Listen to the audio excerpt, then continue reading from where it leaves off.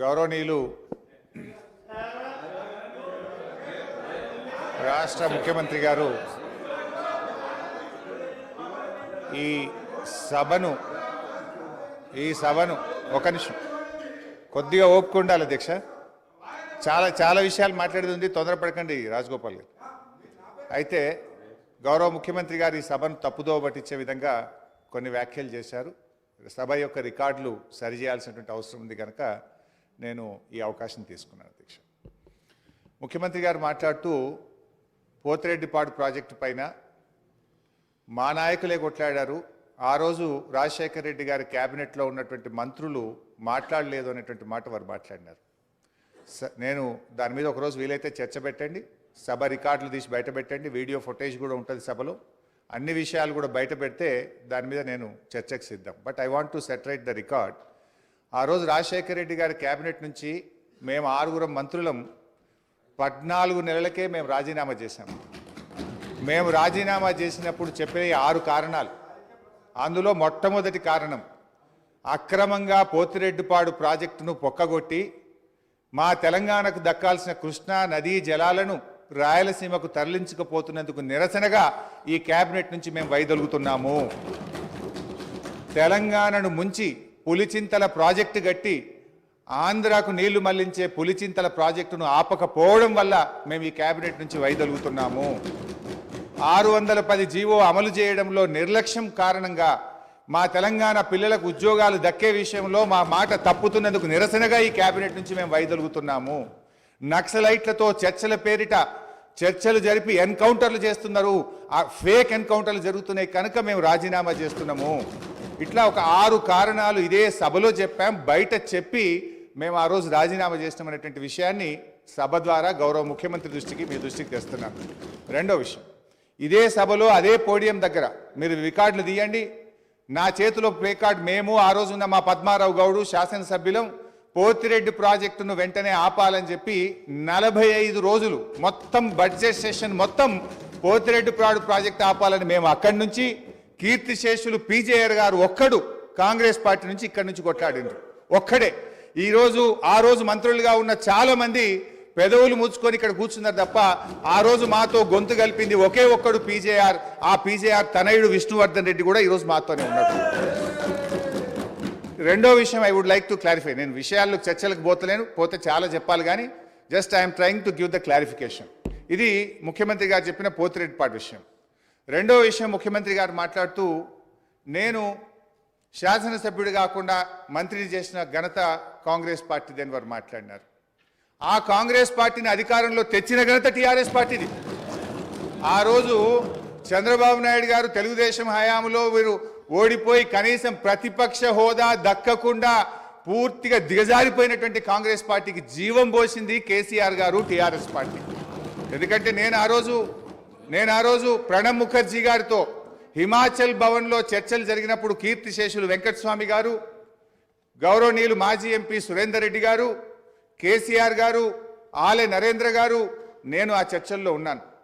కేసీఆర్ గారు ఆ రోజు మాట్లాడుతూ ఆ అలయన్స్ చర్చలు జరిగినప్పుడు తప్పకుండా ఈ రాష్ట్రంలో కాంగ్రెస్ పార్టీ అధికారంలోకి తెస్తాం, దేశంలో కూడా అధికారంలోకి వస్తుందంటే ఆ రోజు ప్రణబ్ ముఖర్జీ గారు మాజీ రాష్ట్రపతి గారు అన్న మాట I was part of the discussion. Chandrashekar గారు మీరు అన్నట్టు నిజంగా కాంగ్రెస్ పార్టీ అధికారంలోకి వస్తే నువ్వు నా ఇంట్లో కూర్చొని తెలంగాణ రాష్ట్రం తీసుకొని పో, నిజంగా అధికారంలోకి వస్తుందా అని ఆయన అన్నారు. ఆ రోజు మేం పొత్తు పెట్టుకోవడం వల్లనే ఆ రోజు కాంగ్రెస్ పార్టీ అధికారంలోకి వచ్చింది తప్ప మీరేదో గెలిస్తే మాకు పదవులు ఇచ్చారు కాదు. మేము కాంగ్రెస్ పార్టీకి భిక్ష పెట్టినాం, మేము కాంగ్రెస్ పార్టీని అధికారంలో తేవడానికి ఆ రోజు సహకరించమనే విషయాన్ని గుర్తు చేస్తా ఉన్నా. అధ్యక్ష, కేసీఆర్ గారి గురించి కూడా వారు మాట్లాడినారు. Just I'm trying to set right the record. నేను స్పీచ్ ఇవ్వడం లేదు, స్పీచ్ ఇచ్చినప్పుడు నేను ఇంకా చాలా విషయాలు చెప్తా, ఓన్లీ రికార్డ్ సెట్ రైట్ చేసే ప్రయత్నం చేస్తున్నా. వారు ఏం మాట్లాడినారంటే కేసీఆర్ గారిని మేము ఎంపీ చేసినామని చెప్పి మాట్లాడుతున్నారు. కేసీఆర్ ఆ రోజు కాంగ్రెస్ పార్టీతో పొత్తు పెట్టుకున్నప్పుడు కేసీఆర్ గారి గురించి ఒకటే విషయం చెప్పి నేను ముగిస్తా అధ్యక్ష. ఓన్లీ వన్ మినిట్ అధ్యక్ష. 1 minute అధ్యక్ష. ఆ రోజు 1 minute అధ్యక్ష. Only I'm trying to set right the record. నేను స్పీచ్ ఇవ్వట్లేదు, రికార్డు కరెక్షన్ మాత్రం. ఒక్కటే నిమిషం అధ్యక్ష, సీనియర్ శాసనసభ్యులు ఒక్కటే నిమిషం అధ్యక్ష. I will take only 1 minute అధ్యక్ష. ఆ రోజు నిజంగానే కేంద్రంలో ఆ రోజు కాంగ్రెస్ పార్టీ అధికారంలోకి వచ్చినప్పుడు సోనియా గాంధీ గారి అధ్యక్షంలో యూపీఏ సమావేశం జరిగింది. ఆ యూపీఏ సమావేశంలో సోనియా గాంధీ గారు కేంద్ర మంత్రివర్గంలో కేసీఆర్ గారిని చేరమన్నప్పుడు కేసీఆర్ గారు ఒక మాట చెప్పారు, కామన్ మినిమం ప్రోగ్రాంలో తెలంగాణ అంశం పెడితేనే నేను క్యాబినెట్లో చేరతా, నేను పదవుల కోసం రాలేదు, తెలంగాణ కోసం ఢిల్లీకి వచ్చినా అని చెప్పిండు కేసీఆర్ గారు. ఆ రోజు కామన్ మినిమం ప్రోగ్రాంలో పెట్టి ఉభయ సభలను రాష్ట్రపతి గారు ఉద్దేశించిన సభలో రాష్ట్రపతి గారు తెలంగాణ రాష్ట్ర ఏర్పాటును సంప్రదింపుల ద్వారా చేస్తామని చెప్పించింది కేసీఆర్ గారు. ఆ రోజు షిప్పింగ్ పోర్ట్ఫోలియో ఇస్తే అధ్యక్ష, షిప్పింగ్ పోర్ట్ఫోలియో ఇస్తే అధ్యక్ష, ఒక్కటే నిమిషం, ఆ రోజు డిఎంకే పార్టీ మాకు షిప్పింగ్ పోర్ట్ఫోలియోగా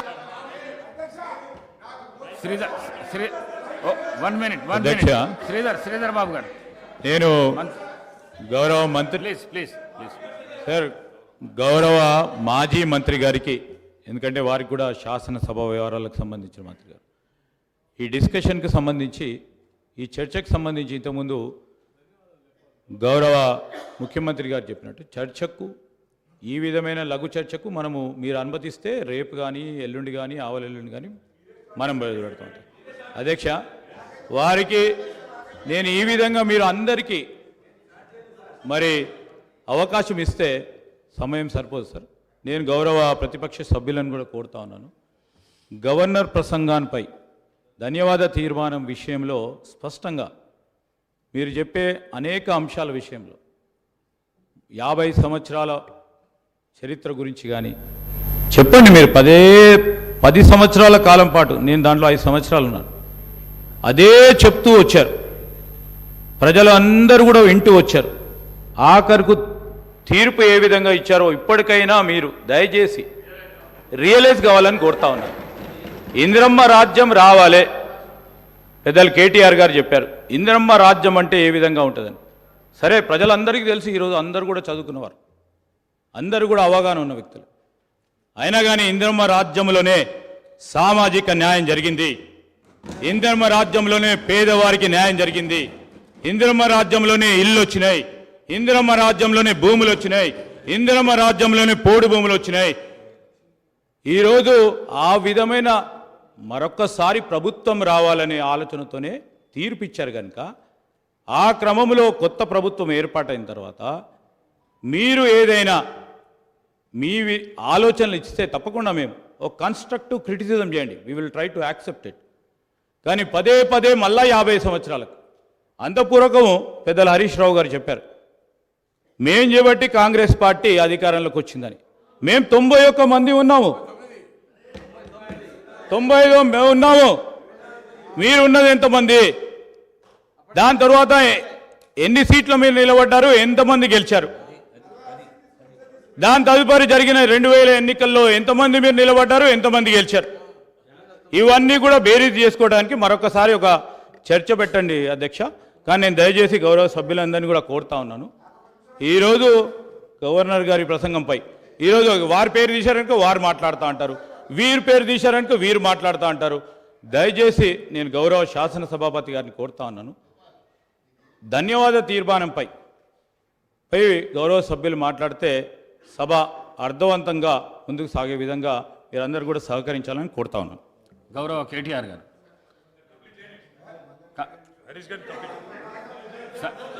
సార్ మీరు గౌరవ హరీష్ రావు గారు మీకు టైం ఇచ్చినా మీరు మాట్లాడినరు, కన్క్లూడ్ చేసేసేయండి.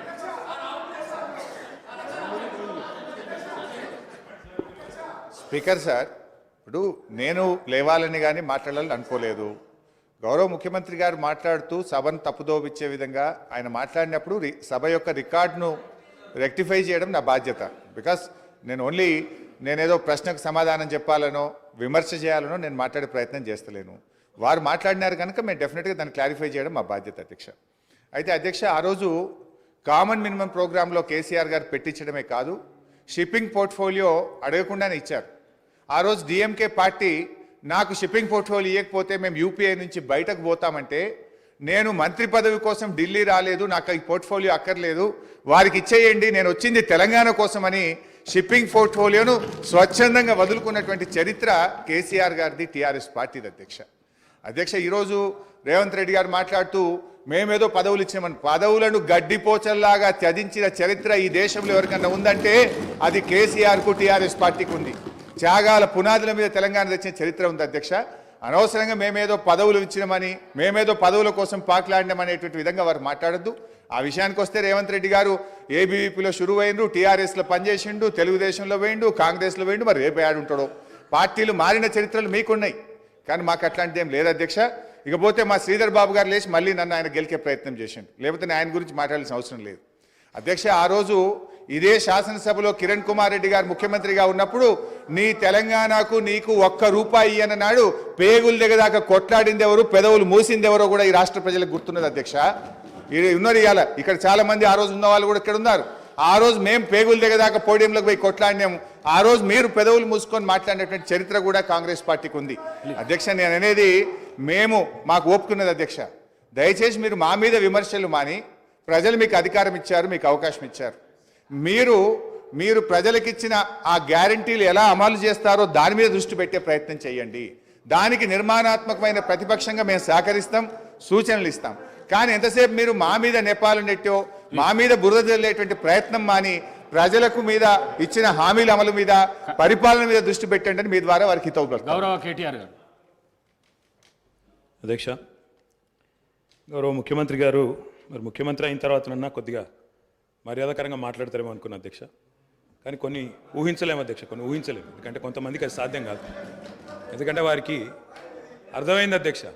ఎందుకంటే తెలంగాణ తెచ్చిన నాయకుడిని పట్టుకొని కల్వకుంట్ల చంద్రశేఖర్ రావు అని ఏకవచనంతో మాట్లాడతారు.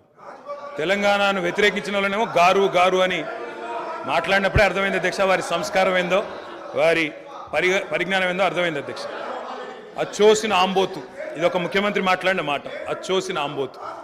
అధ్యక్ష, ఎవరు అధ్యక్ష అచ్చోసిన ఆంబోతు? చీమలు పెట్టిన పుట్టలో దూరిన పాము.